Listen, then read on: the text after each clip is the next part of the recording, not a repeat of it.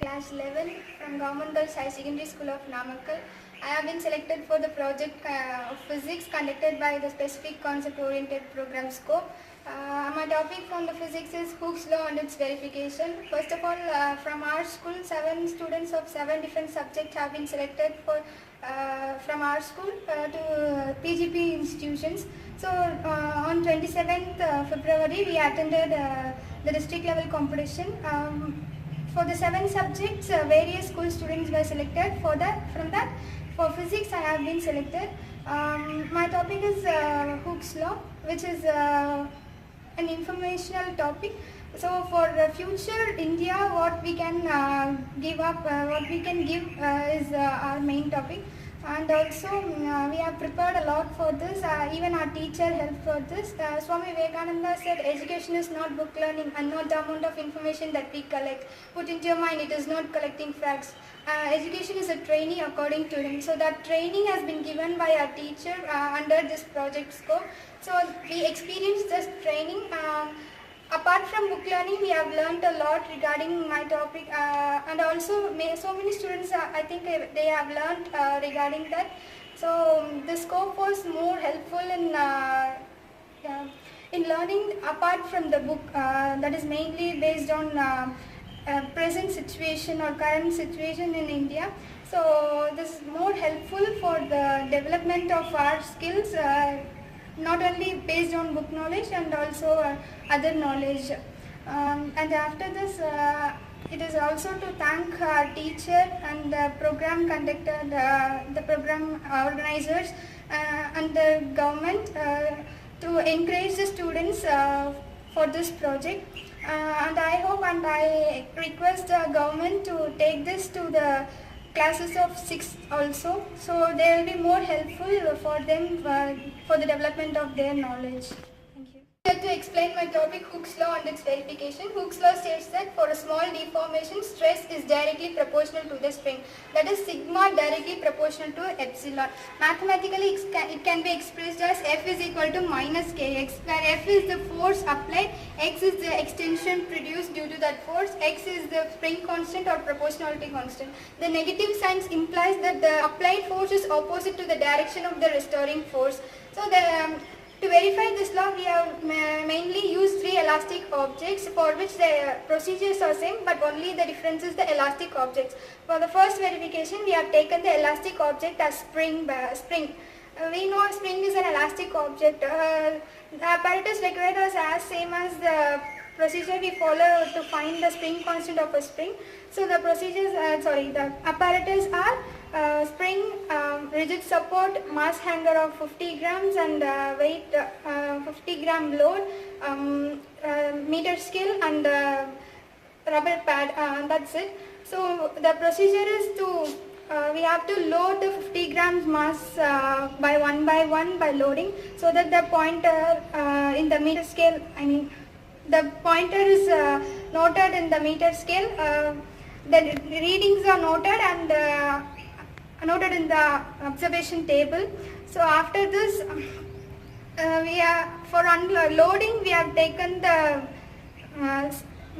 extension produced in the centimeters, and for unloading the same procedure we are unloading the mass hanger weight by 50 gram and 50 gram. Then the pointer goes up and up in the meter scale, so that now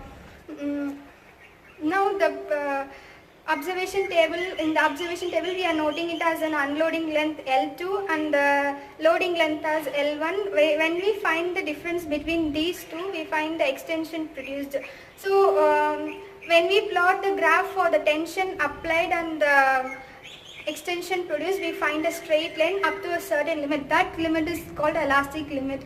This graph found to be a straight line, and after that it deviates from its straight line, which implies this is applicable for Hooke's law. Then for second verification, we have taken the elastic object as rubber band, in which the same procedure is followed as experiment 1, but the only difference is we are noting the extension produced in meter here, and the weights are taken in grams. Now when we plot the same graph against the length and tension, we find a straight line up to certain limit, then it deviates from its straight line, which implies this is also applicable for Hooke's law. So rubber band, an elastic object, also obeys the Hooke's law. For the third experiment, we have taken the elastic object as strawberry lace. For this also the procedure is same, but only the difference is we have noted the extension produced in millimeter, not in centimeter or meter, and we have taken the mass and milligram, not in gram or kilogram. When we plot the graph against length and tension for this experiment, we find a straight line up to elastic limit. But in our project, we didn't perform it experimentally due to lack of strawberry lace. We have only the theoretical note document for this experimentation. So from these three verifications, we find that all the elastic objects obey Hooke's law. In future, how the Hooke's law helps is in electrical spring. There are some inventions going based on the electrical spring. So for this, which the electrical spring, if it is invented, it is sure it will be based on Hooke's law, because the length and the tension is also applied in that electrical spring. In medical domain, using Starling's law, there are some inventions going on for cardiology.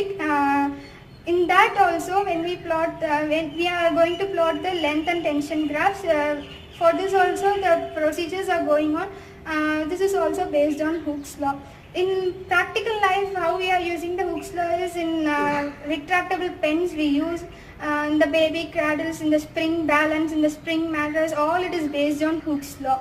So to conclude, to sum up, Hooke's law, for a small deformation, stress is directly proportional to the strain.